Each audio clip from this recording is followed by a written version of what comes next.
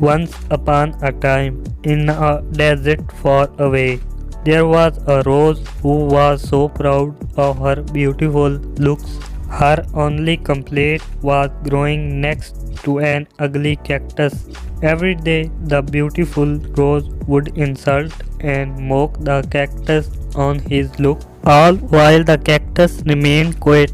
All the other plants nearby tried to make the rose see sense, but she was too swayed by her own looks. On scorching summer, the desert became dry and there was no water left for the plants. The rose quickly began to wilt.